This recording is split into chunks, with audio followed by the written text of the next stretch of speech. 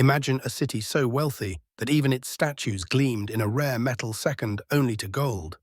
A civilization so advanced, its technology rivaled even the greatest empires of its time. And then, as if swallowed by fate, this entire utopia vanished in a single night. What happened to Atlantis? And could its fate hold a warning for us all? You're about to find out. According to the philosopher Plato, Atlantis was an empire of unimaginable wealth, a utopia blessed by Poseidon, the god of the sea. But as we'll soon see, this blessing would come with a heavy cost. Located beyond the Pillars of Hercules, its lands were rich with resources, fertile fields, and grand architecture. Atlantis was the pinnacle of what humans could achieve. Plenty for all, harmony in their society, and cutting-edge technology. But what made Plato's Atlantis so believable were the specifics. He describes intricate details, hot and cold springs, massive temples, sophisticated irrigation systems, and grand palaces adorned in precious metals. Details like these seem almost too vivid to be fictional. This is why many believe Plato may have been describing a real place, drawing from memories or legends of lost civilizations. But was Atlantis actually real? Here are reasons to prove it was. Civilizations like the Minoans on Crete shared surprising similarities with Atlantis. The Minoans had advanced architecture, plumbing, and rich trade networks, but were wiped out by a volcanic eruption on the nearby island of Thera. This comparison shows how advanced societies could disappear overnight, just as Plato describes. Earthquakes, tsunamis, and eruptions often shook the Mediterranean, making it easy to imagine how an entire city could vanish beneath the sea. Memories of real events like these might have inspired legends of a lost city swallowed by the ocean. Plato said that Egyptian priests told Solon, an Athenian statesman, about Atlantis thousands of years earlier. The Egyptians were known for keeping records of ancient history, which lends some weight to the story.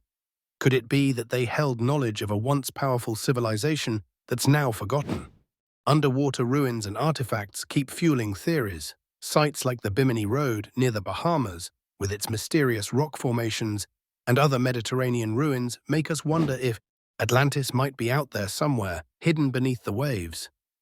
One of Atlantis's rarest treasures was Orichalcum, a reddish gold metal that Plato described as second only to gold in value. It was mined in abundance on the island and used to decorate sacred buildings, including the Grand Temple of Poseidon.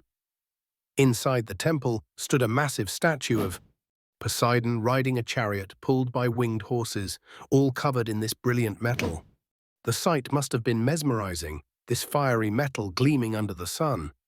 But what was orichalcum really? Some believe it was a lost alloy, possibly a high-grade copper mixed with other metals. Recently, shipwreck finds have revealed metals that resemble Plato's description of orichalcum, keeping its mystery alive even today.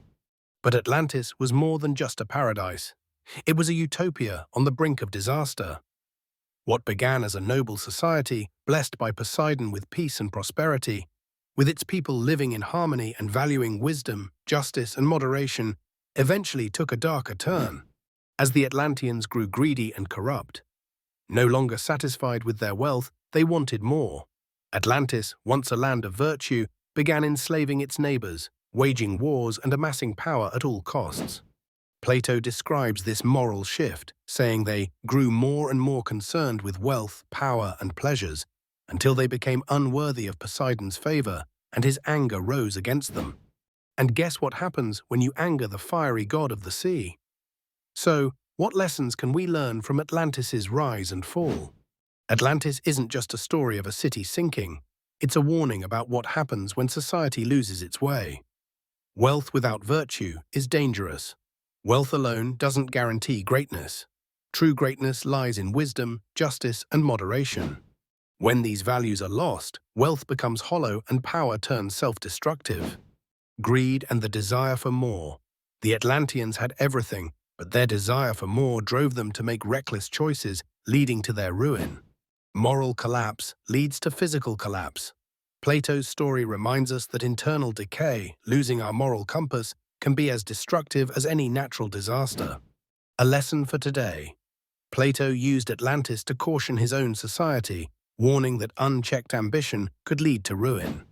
Today, Atlantis still reminds us that any civilization, no matter how great, is vulnerable when power and wealth overshadow values and wisdom. Atlantis remains a mystery, a blend of fact and legend that keeps us wondering. Was it real? Did Orichalcum truly exist? Or is Atlantis a story meant to warn us about the dangers of unchecked power and greed?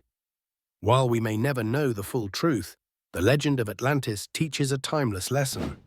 Wealth and power can build a civilization, but only wisdom can sustain it. Like and subscribe to Wealth Leaves Tracks for more stories of ancient wealth wisdom. Because, as Atlantis shows, some wealth lessons are about what not to do to build and sustain true, lasting wealth.